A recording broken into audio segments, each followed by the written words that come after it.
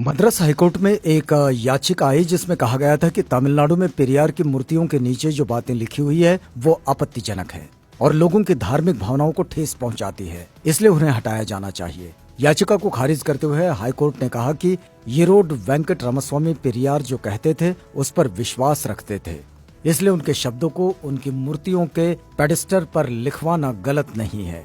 पेरियार की मूर्तियों के नीचे लिखा था, ईश्वर नहीं है और ईश्वर बिल्कुल नहीं है।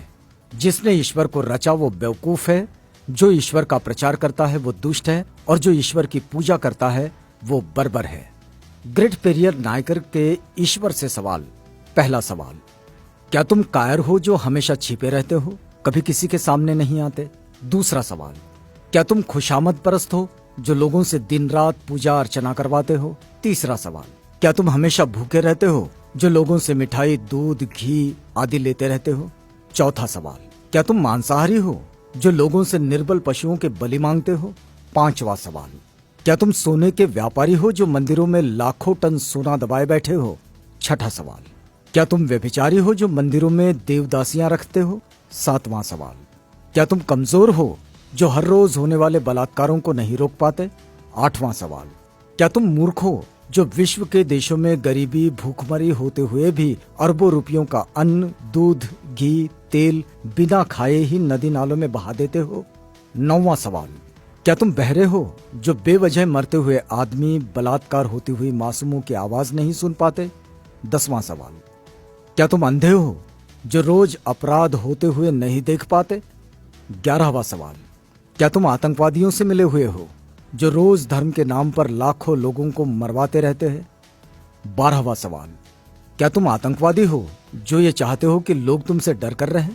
13वां सवाल, क्या तुम गूंगे हो जो एक शब्द भी नहीं बोल पाते लेकिन करोड़ों लोग तुमसे लाखों सवाल पूछते हैं? 14वां सवाल, क्या तुम भ्रष्टाचारी हो जो गरीबों को कभी कुछ नहीं देते जबकि गरीब पशुवत काम करके कमाए गए पैसों का कतरा कतरा तुम्हारे ऊपर न्योछावर कर देते हैं? 15वां सवाल, क्या तुम मूर्ख हो कि हम जैसे नास्तिकों को पैदा किया जो तुम्हें खरी खोटी सुनाते रहते हैं और तुम्हारे अस्तित्व को ही नकारते हैं?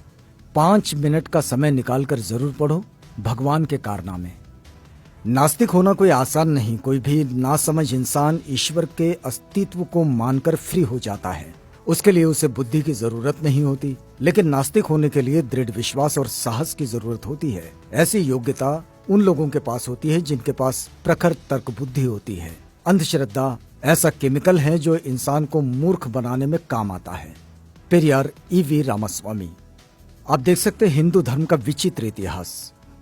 पेरियार लिखते हैं, मंदोदरी मेंढकी से पैदा हुई थी, श्रृंगी ऋषि हिरनी से पैदा हुए थे, सीता मटकी से पैदा हुई थी, गणेश अपनी मां के मैल से पैदा हुए थे, हनुमान के पिता पवन कान से पैदा हुए थे, हनुमान का पुत्र मकरध्वज था जो मछली के मुख से पैदा हुआ था, मनु सूर्य के पुत्र थे, उनको छींक आने पर एक लड़का नाक से पैदा हुआ था, राजा दशरथ की 3 रानियों के 4 पुत्र जो फलों की खीर खाने से पैदा हुए थे, सूर्य कर्ण का पिता था।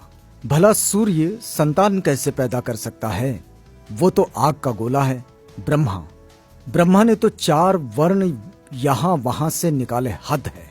अछूत का बनाया हुआ चमड़े का ढोल मंदिर में बजाने से मंदिर अपवित्र नहीं होता। अछूत मंदिर में चला जाए तो मंदिर अपवित्र हो जाता है। उन्हें इस बात से कोई मतलब नहीं कि ढोल किस जानवर की चमड़ी से बना है। उनके लिए मरे हुए जानवर की चमड़ी पवित्र है पर जिंदा अछूत अपवित्र। लानत है ऐसे धर्म पर। बुद्धिजीवी प्रकाश डालें, दिमाग की बत्ती जलाओ, अंधविश्वास भगाओ। यदि पूजा पाठ करने से ही बुद्धि और शिक्षा आती तो पंडों की औलादें ही विश्व में वैज्ञानिक, डॉक्टर, इंजीनियर होते। वहम से बचो, अपने बच्चों को उच्च शिक्षा दिलवाओ क्योंकि शिक्षा से ही वैज्ञानिक, डॉक्टर, इंजीनियर और शासक बनते हैं, पूजा पाठ से नहीं। अतः वहम का कोई इलाज नहीं है और शिक्षा का कोई जवाब नहीं है। शिक्षित बनो, संगठित रहो, संघर्ष करो।